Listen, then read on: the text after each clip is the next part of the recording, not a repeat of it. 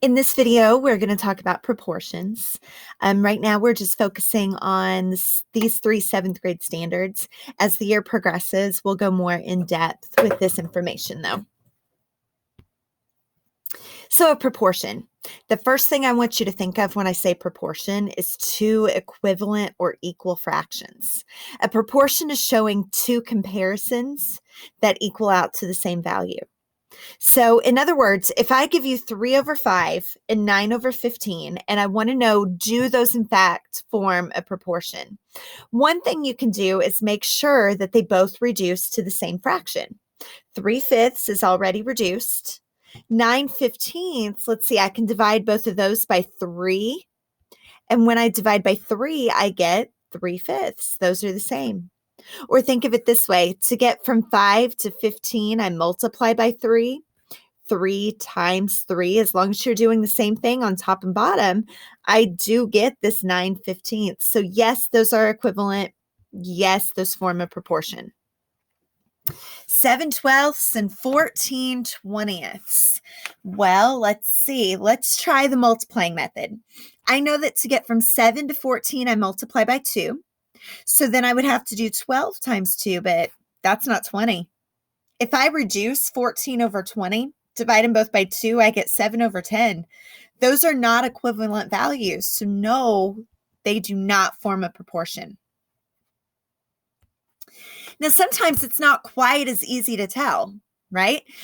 I don't know, just quickly looking at it, what I multiply 1.5 by to get to 10, or what I multiply 6 by to get to 40. Yeah, I could reduce, but then I've got that decimal that kind of throws us off. So here's the other thing you can do, and especially if you're allowed to use a calculator, this comes in super handy because it's really, really fast. So you're going to multiply your diagonals, okay? I'm going to multiply 1.5 times 40. And I'm going to multiply 6 times 10, and I'm going to see if I get the same answer. These are called cross products. And if your cross products are equal, then your fractions were equal, which means, yes, this was in fact a proportion. If I do 1.5 times 40, I get 60. 6 times 10 is also 60. Because I got two equal answers for my cross products, yes, those form a proportion. Now on this one, let's see, if I do 2.4 times 10, I get 24.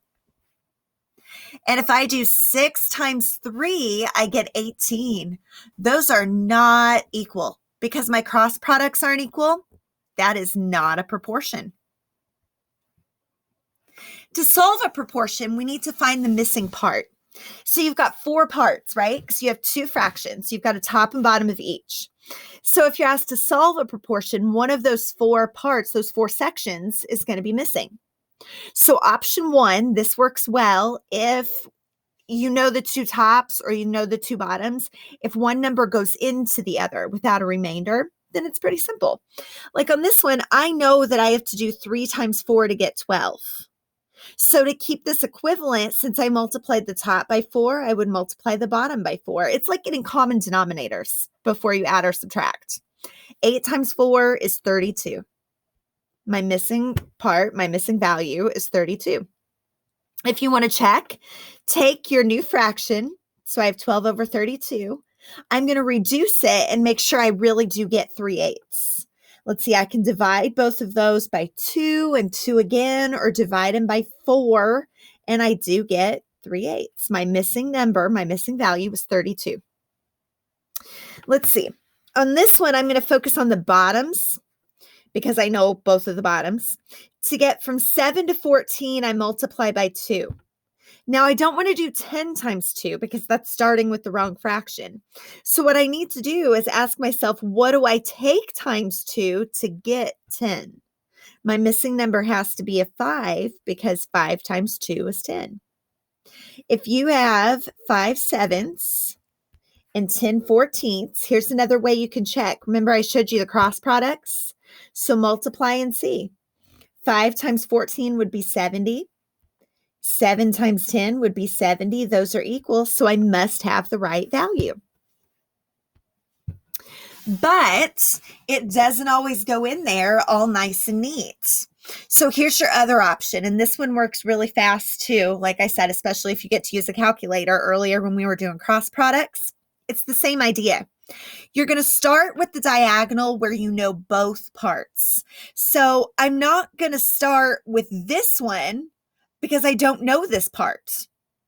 But if I start with this diagonal, I have two values that I can multiply. So I'm going to take 12 times 3 and get that cross product. That gives me 36. Now the number that you haven't used yet, divide by that. So I'm going to take my answer, 36, and I'm going to divide by 4.5. Let's see what happens. So I'm going to type in 36 divided by 4.5, and I get 8. My missing value is an 8.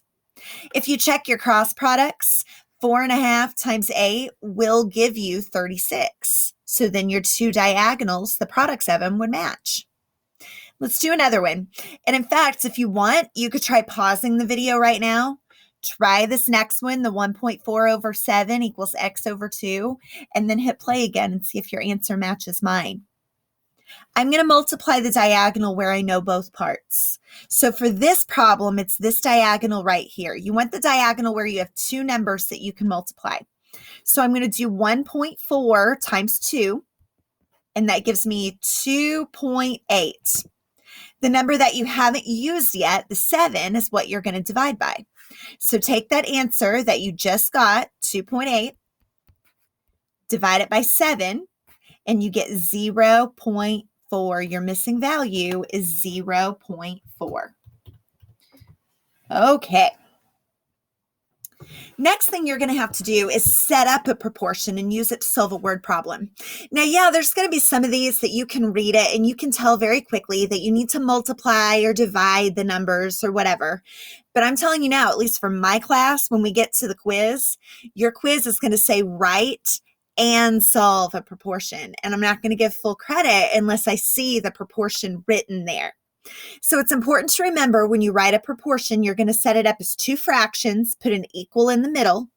One of those 4 sections is going to be missing. So you put in a variable for that. I usually use X because that's the common one, but any lowercase letter will do. So this first example, it says an animal shelter has 4 cats for every 3 dogs. How many cats would there be if there were 5 dogs? You take your first pair of values. So 4 cats pairs with 3 dogs. And as I set up a blank proportion here, I'm going to use that pair of values for my first fraction. I'm going to put 4 over 3. Now, if you would put 3 over 4, it's no big deal. The key on this is to be consistent. Consistent means you always do it the same way. So when I did 4 over 3, I was putting 4 cats over 3 dogs. To stay consistent on my next fraction, I need cats on top and dogs on bottom. So this says how many cats would there be if there were 15 dogs? So 15 is going to go on the bottom, and I'm missing the top.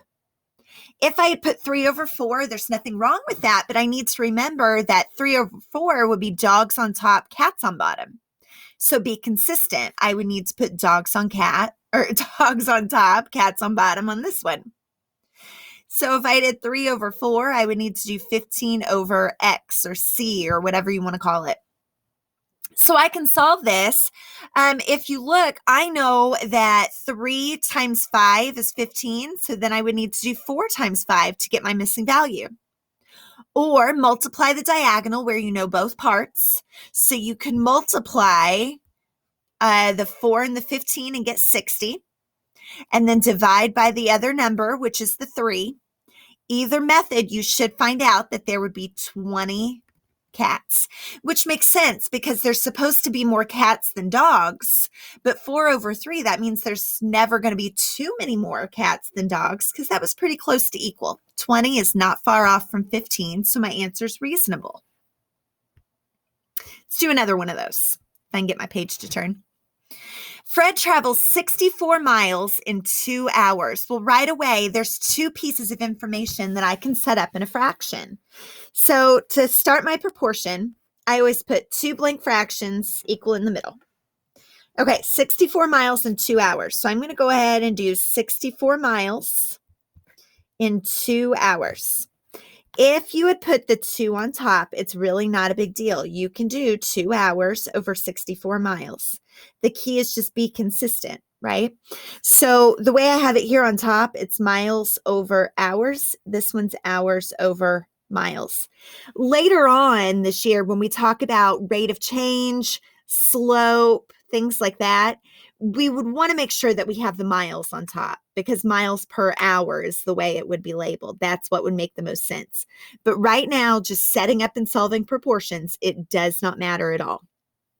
The rest of this problem says, how far could he drive in 3.5 hours? Well, let's see. On my top proportion here, I don't know the miles. The hours would be 3.5. If I do it like this on the bottom, 3.5 goes on top. I don't know the miles. Either way, when I solve this, I don't know without really putting some thought and work into it how many 2's go into 3.5, but I can do that cross products method. I can multiply the diagonal where I know both parts. So in either or in each one of these, that's going to be 64 times 3.5. So let's see, 64 times 3.5, I get 224. I'm going to divide that by the other number. So the number that I haven't used yet is 2. So I'm going to take 224 divided by 2, and I find out he could go 112 miles. Let's figure out if that even makes sense. So 2 hours to get to 3.5, that's almost double. I know that if I double 64, it would be 128, and 112 isn't far off. So that makes sense that it would be almost double. I'm okay with that answer. Another thing you're going to be asked to do in this section is to identify a graph of a proportional relationship, or you'll be given a graph and it'll say, does this show a proportion? It's super easy. There's only 2 things that you have to look for. You have to make sure that it's linear. Linear, it has the word line in it because linear means it makes a line. It's linear, it makes a line because it has a constant rate of change. It's always traveling up and over by the same amount. It also has to go through the origin. Your origin is at 0, 0. So this first graph I have here, it does go through the origin. It is a straight line. So yes, that shows a proportion, but it can't be one or the other. Those 2 things have to go hand in hand. My second graph, it does go through the origin, but it's not a straight line. It's a curve. So even though it's a perfectly fine graph, it's not proportional. The third one, it's linear. It's a straight line, so it would have a constant rate of change, but it doesn't go through the origin. So again, it's a fine graph that we'll be using throughout the next several years as we do graphing, but nope, not a proportional relationship. The last thing that you have to know for this section, a table of values shows a proportional relationship if when I set up y over x, I always get an equivalent or equal fraction. Now, again, when we talk about slope and rate of change, there's going to be a little bit more that goes into this. But for it to be a proportion, you don't have to worry about how much you're adding or subtracting. All you have to do is put your y over x. So on this first table, I'm going to take my y value 3 and put it over my x value 1. 6 would go over 2, 9 would go over 3, and 12 would go over 4. You can reduce them or just take top divided by bottom because you may have some where you're looking at prices and you have decimals in there or something. Just do top divided by bottom. Every one of these gives me a 3. Because I get the same answer for all, yep, it's a proportion. Now on this one catches a lot of people because I'm adding 2 each time. 1 plus 2 is 3, 3 plus 2 is 5, 5 plus 2 is 7, 7 plus 2 is 9, but that's not how you check for a proportion. You want to put the y over the x. 5 over 1, 7 over 3, 9 over 5. Those are not all equivalent. So nope, sorry, not a proportion. Here's another example of what you might see with these. After 1 hour, Sue has made $8. After 2 hours, she had $12. And after 3 hours, she had 16. Was this proportional? We can check it with either a table or with a graph. It's kind of just whichever you're more comfortable with. With a table, let's see, 1 hour goes with $8. 2 hours goes with 12. And 3 hours goes with 16. So I can see that on my dollars, it's going up by 4 each time, which sounds good. But to check a proportion, we need to put the y over the x. 8 over 1, 12 over 2, 16 over 3. If I do top divided by bottom, those are not all the same. This is not going to be proportional. If you look at it in terms of a graph, let's plot those points. So let's go over to 1 hour and go up to $8. Over to 2 hours and up to $12. Over to 3 hours and up to $16. It is a straight line. It's linear. But look, if I keep connecting, that does not go through the origin. So that'll again show me that no, it's not a proportion. Hopefully this helped you out some. My students will keep working on this in class. Your quiz, your homework is going to have the same types of questions as what you just saw in this video. So feel free to rewatch it as needed. Let me know if there's anything else that I can help you with. You can see ways to reach out to me and let me know if there's anything else I can do. So keep working hard. Thanks for watching. Bye.